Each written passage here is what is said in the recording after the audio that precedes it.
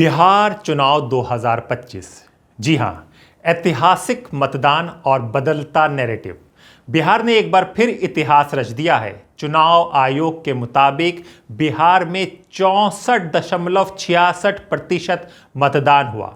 आजादी के बाद हुए सभी विधानसभा और लोकसभा चुनाव में यह सबसे अधिक वोटिंग प्रतिशत है। ये सिर्फ एक आंकड़ा नहीं, बल्कि ये जनता के मन की बात है जो बिहार की राजनीति की दिशा तय कर सकती है। नमस्कार, मेरा नाम हैदर अब्बास नकवी है और आप लोग मुझको इस वक्त दा स्वतंत्र पर देख रहे हैं।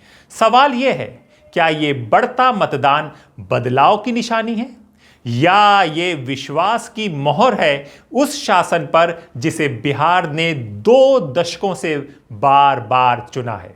जैसे ही मतदान के आंकड़े सामने आए, महागठबंधन ने नैरेटिव सेट करना शुरू कर दिया। जब भी बिहार में ज्यादा वोट पड़ते हैं, सत्ता परिवर्तन होता है। विपक्ष ने कहा, पहले चरण में जनता बदलाव के लिए निकली है। लेकिन सवाल यह है, क्या हर बार ज्यादा वोटिंग का मतलब सत्ता बदलना ही होता है? दिन भर सोशल मीडिया पर विपक्षी दलों ने आरोप लगाए, धीमी वोटिंग कराई जा रही है, एनडीए इलाकों में टर्नआउट बढ़ाया जा रहा है। लेकिन शाम तक जब आंकड़े सामने आए तो वही विपक्ष कहने लगा, जनता बदलाव चाहती है। यानी वोटिंग प्रतिशत को लेकर नैरेटिव बदलता रहा, पहले आरोप फिर दावा। आइए देखें इतिहास इन दावों को कितना सही ठहराता है आंकड़ों के साथ, क्योंकि स्वतंत्र आपको जो भी बताता है वो डेटा के साथ बताता है। तो आइए इसको भी समझिए।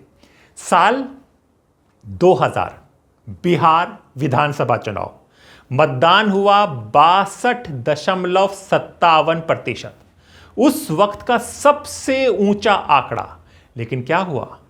सत्ता परिवर्तन नहीं, राज्य में किसी को स्पष्ट बहुमत नहीं मिला।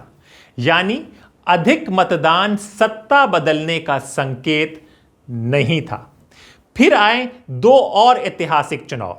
फरवरी 2005 में सिर्फ 46.5% मतदान हुआ और अक्टूबर 2005 में और भी कम 45.85% मतदान हुआ और उसी साल सत्ता बदली।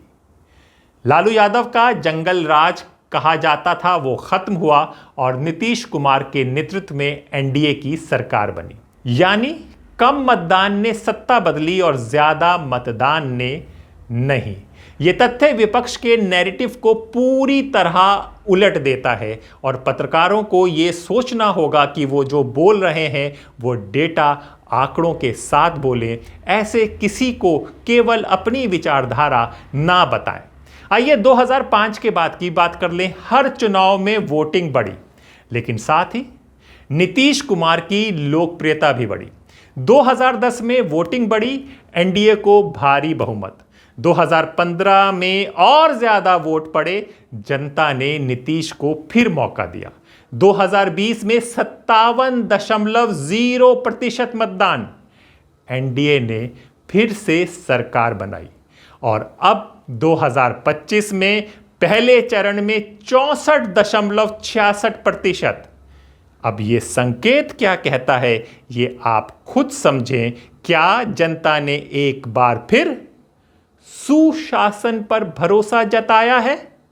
आप खुद समझ सकते हैं, जैसे कि डेटा को अगर आप समझ रहे हैं। यानी ये सिर्फ ज्यादा वोट नहीं, ये ज्यादा भरोसा है। 64% वोटिंग का मतलब आप समझ रहे हैं? हर 3 में से 2 मतदाता घर से निकले। ये तब हुआ जब देश भर में मतदाता उदासीनता बढ़ रही है। बूथों पर सुबह से ही महिलाओं की लंबी कतारें दिखी। गांव से लेकर शहरों तक महिलाएं शांति, सुरक्षा और विकास के लिए वोट करने निकली। बिहार की आधी आबादी यानी महिलाएं अब सिर्फ वोटर नहीं बल्कि निर्णायक शक्ति बन चुकी हैं। और ऐसा कहा जा रहा है कि जो कि हमें ग्राउंड रिपोर्ट में भी पता चल रहा है और हमने इस पर बराबर आपको बताया है कि नीतीश कुमार की महिला सशक्तिकरण योजनाएं जैसे साइकिल योजना, आरक्षण, स्वयं सहायता समूह, इन सब का असर वोटिंग पैटर्न में दिखा है। बूथों पर माताओं ने कहा, हम जंगल राज नहीं, सुशासन चाहते हैं।